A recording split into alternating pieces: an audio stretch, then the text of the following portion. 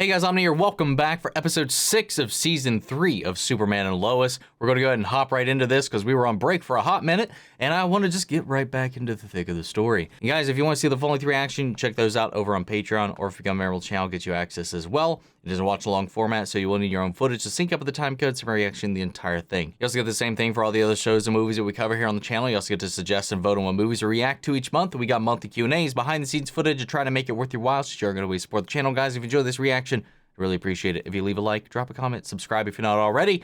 And with that all said and out of the way, guys, let's hop into episode 6. Here we go. My wife, Lois, has breast cancer. She's been coming here. Oh. 6 years ago, my husband was diagnosed with colon cancer. Dan was a runner. 4 a.m., 6 days a week. He was told the end was inevitable, but Dan had no quit in him. Even as the chemo took his body and the pain became a constant, he pressed on. But then one day I realized he was only doing it, hanging on for me. And I told Dan that it's okay to let go. So we went to group therapy. Good for him. It's good for both of us. Dr. Hook's research files as requested. You're doing a story on Dr. Hook? More like Cobb's Bay. Oh, what's your angle? Depends on what I find. If there's anything I can do, lucky for you, I am born and raised. 4 was when my taste buds went to hell. Let me take you out before you can't get anything down. You can ask me all about Hobbs Bay. No. These are files? Yeah. I'd love to get a meal today. This season's so damn heavy, man. Just wasn't for me. Oh, I think that's just denial. I think that's him not wanting to face it. Who said we'd watch a movie? I know, honey, and I'm not happy about it. You exist again! All right, let's time it. Why can't Dad take her? It's not his day, but if you want to ask him, be my guest. Oh, I believe in you. I love you.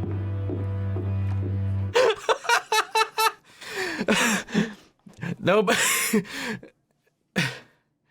not even anybody in the show wants to deal with Soph. Hi.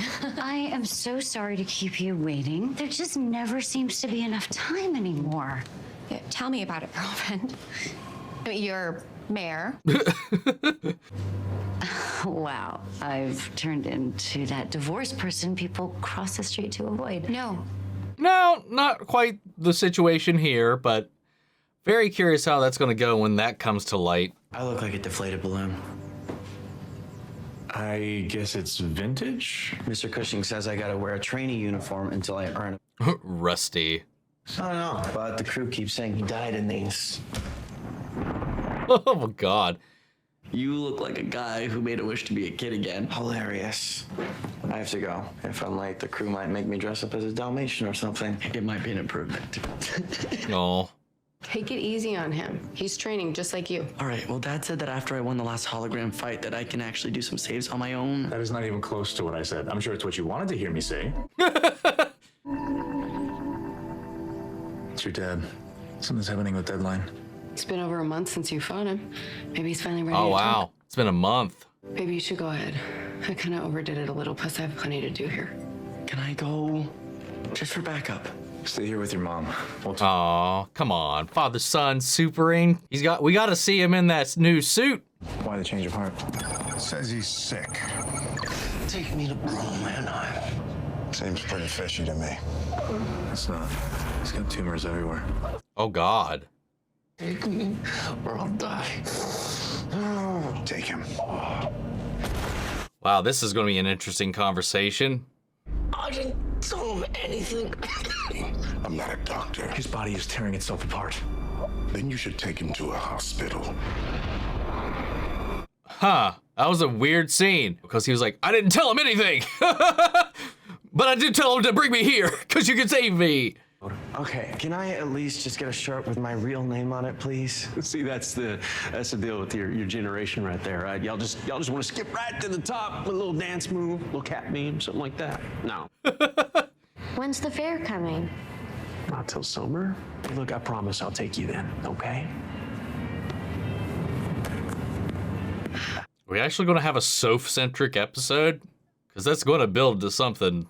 Chop, chop, crusty, rusty. Let's see what you got there. I'm not paying you nothing to stand around. There you go. Put your shoulder into it a little bit.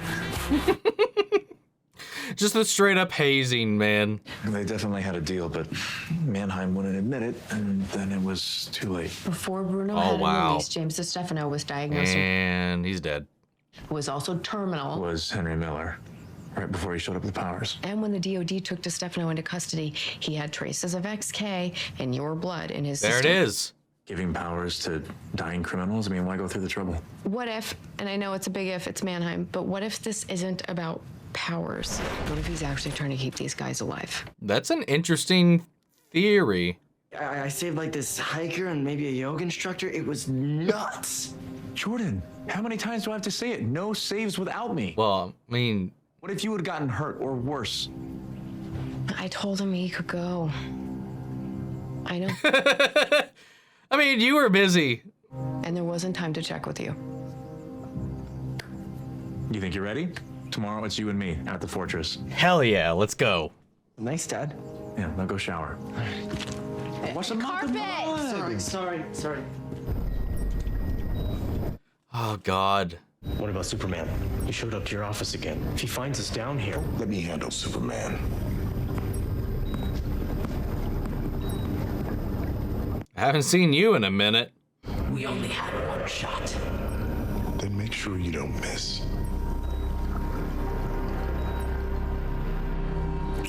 I love that mask. Last will and testament. End of life decisions. Willis. This does not have to be a big deal, but today, if nothing else, was a reminder that we need to be ready just in case. There's no reason for any of this. He's not ready to face this, man, but he needs to. Clark, can you at least consider? Nope. Clark, come on. Look, babe, if you want to have these papers in order and that makes you feel better, fine. But I'm telling you, it's not necessary. I mean, you still have to be involved.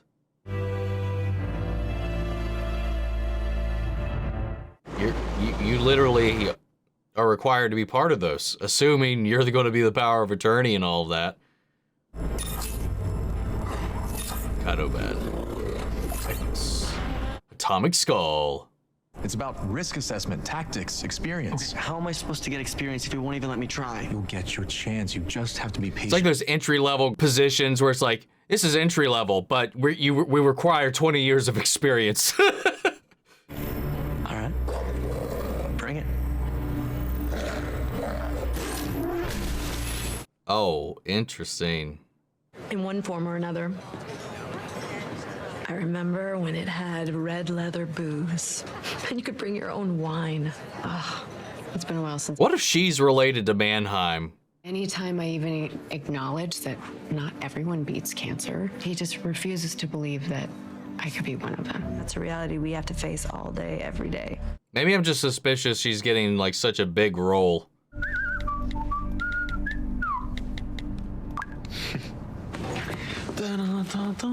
Someone's gonna see a text message and be like, the fuck is this? Because they keep focusing on them texting each other. Did Dad leave? Do you see him here? But I'm hungry. Sophie, we gotta study. If you're hungry, then go get something to eat.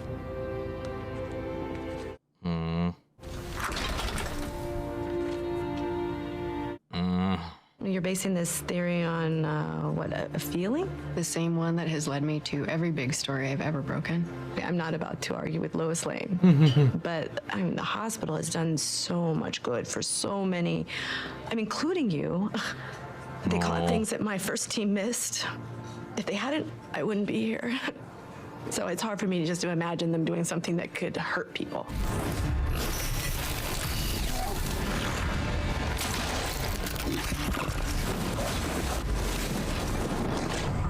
It's kind of fun, him fighting Atomic Skull and Bizarro. Yo! could do this all day. All right, that wasn't fair. Fair's got nothing to do with it. I'm trying to teach you something. Yeah, it's not about me. I just don't think you can handle someone else being super too. Listen, it's not that. It's just he's being really overprotective. Where's your sister? She just kind of left. An hour ago. Where's your dad? He went to go run an errand. She's been gone for an hour. It's gonna be fine. I'm gonna go to Brit and Dunn's. She probably got into the comics and lost track of time, so just text me. Okay. Go on. It's a plot of the episode that she even got lost in the episode. Sorry to inconvenience you with your own daughter. It's not what I meant. No, what you meant was to blame me for your mistake. No, Lana, just please listen. And since when do you even hike? In 20 years, you never once...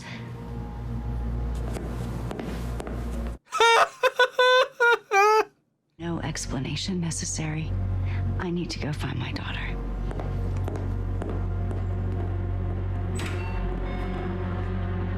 To be fair, I feel like this is kind of everybody's fault.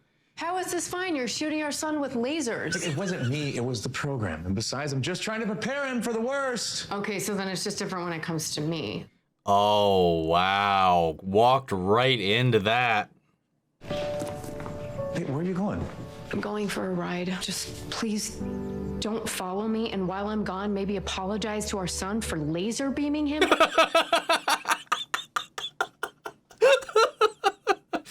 God damn, I love these two. Are you here? Yeah. Everyone in this family is to blame for this, I feel like. Oh my God, there she is. Soph! Leave me alone. I think I get it. Let me try.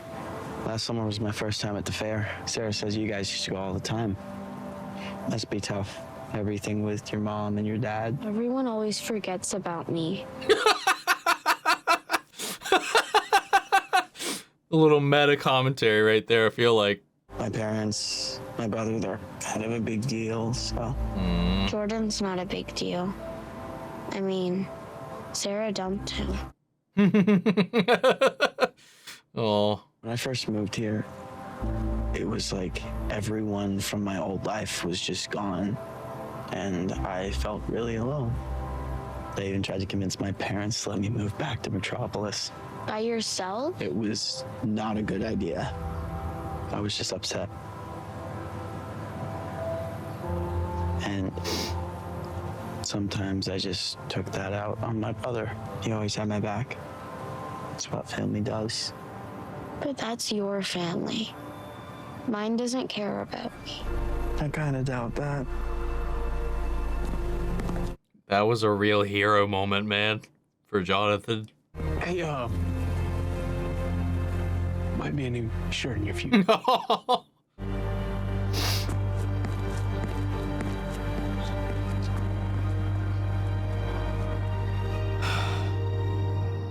Hell yeah, man.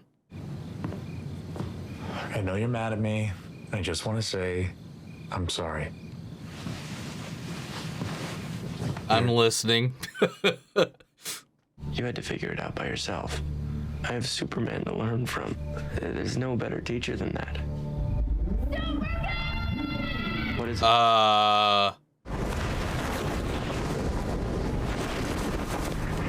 What the hell? Oh, it's onomatopoeia mimicking Lois. Superman. Help me, Superman. Oh, wow.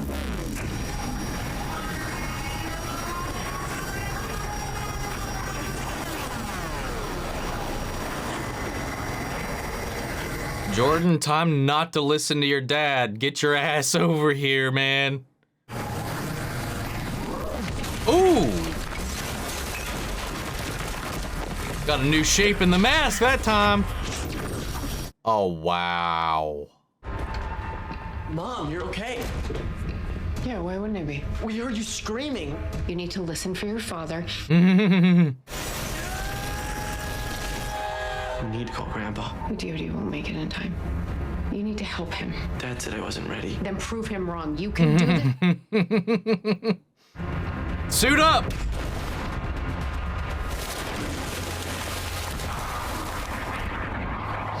I really hope he's in the suit. Okay, what's it look like? Literally just a black hoodie and the goggles that Sam gave him is what it looks like. Yo!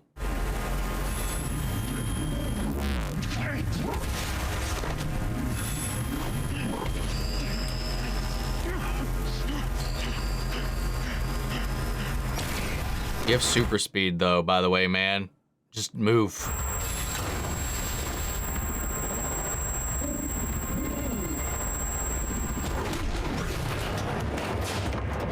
Damn. Jordan, please. Please.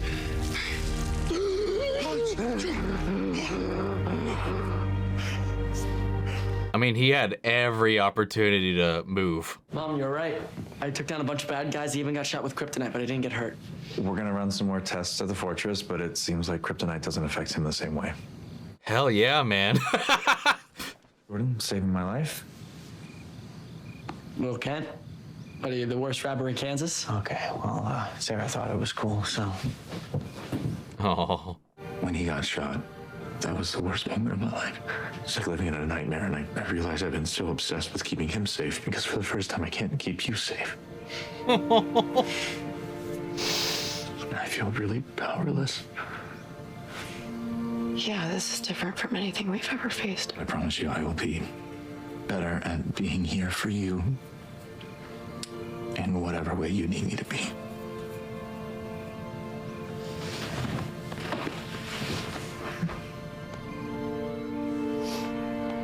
I'm pretty sure you're about to break up with me, so why don't we just get it over with? Oh, whoa, no.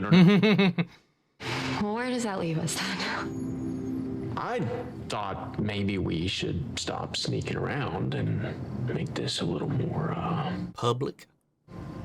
Public? Okay. Let's go bang out on the bench. Marie, Beppo, will you be my girlfriend? Aw, that's some cheesy shit. Yeah. Uh-oh. No. They're too cute, it hurts a little bit. I'm glad things are getting better. And look who's back. Can't do this anymore. That affected the way I dealt with my family. That's...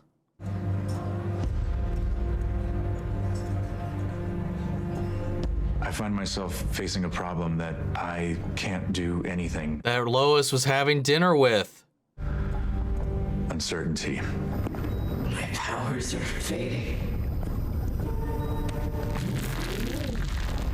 Yep. Getting worse. Wow.